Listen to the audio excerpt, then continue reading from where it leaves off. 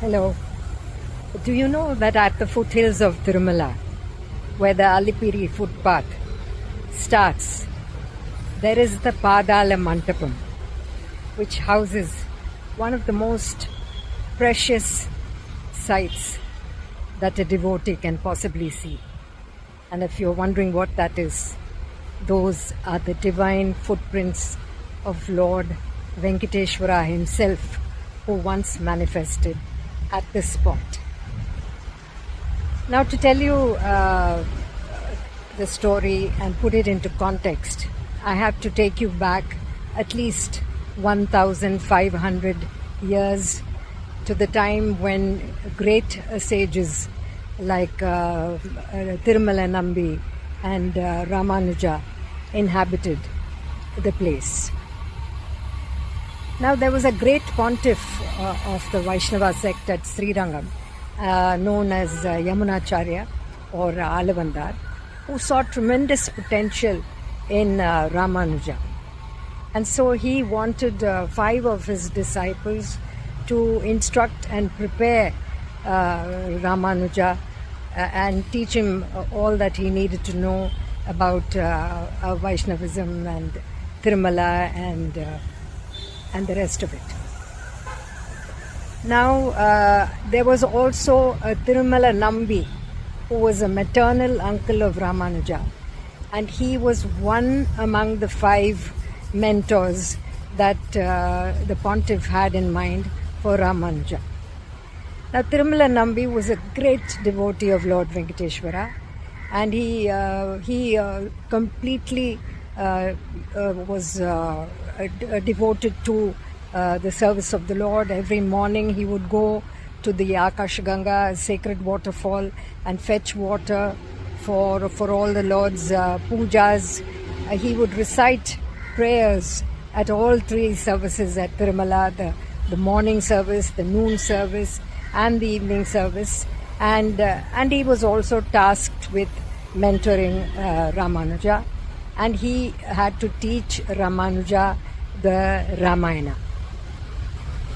Now, between Ramanuja and Thirumalai Nambi, his uncle, they worked out a kind of arrangement, because Ramanuja felt it was sacrilege to climb up the Tirumala hill, since Adi Sesha himself was there on the hill. And Thirumalai Nambi, on the other hand, did not want to disrupt his routine of offering service to Lord Venkateswara at Tirumala. So they came to an arrangement whereby Ramanuja would wait at the foothills every day, and Thirumalai Nambi, after completing the morning service, would come down with the tirtha, the holy water, tulsi, basil leaves, and other food offerings, and then they would sit near the Padhala Mantapam under a tamarind tree where there was a rock next to them. And every morning he would instruct Ramanuja on the subject at hand.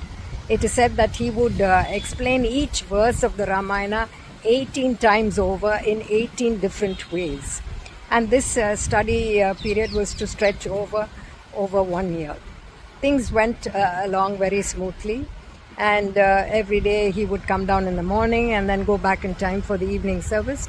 And one day, after retiring to bed post the evening service, Thirumalai Nambi just reflected a bit and felt that a slight twinge, because he was missing the noon service, which he was so used to being present at. And that night, Lord Venkateswara appeared in his dream and told him not to agonize over this, but that he would give him the noon darshan wherever he was.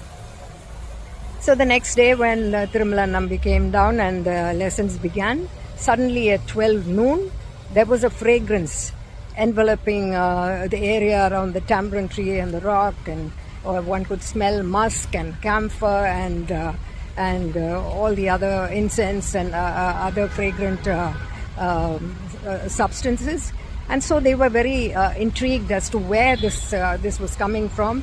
So Ramanuja and Thirumalai Nambi went around to investigate, and to their surprise, they found the divine footprints of the Lord on the rock next to them, decorated with flowers and all the other offerings. They just couldn't believe their ears.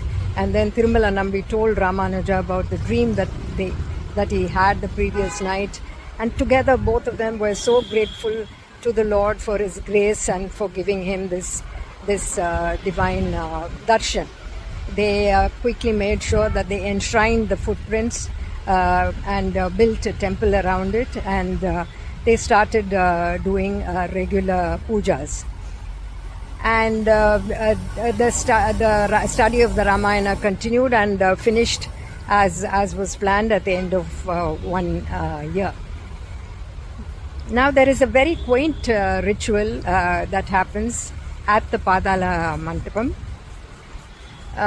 because all devotees planning to trek up to Tirumala first offer their prayers at the Padhala Mantapam and place on their head the brass footwear believed to have been worn by Lord Venkateswara himself, and they may make 3 circumambulations.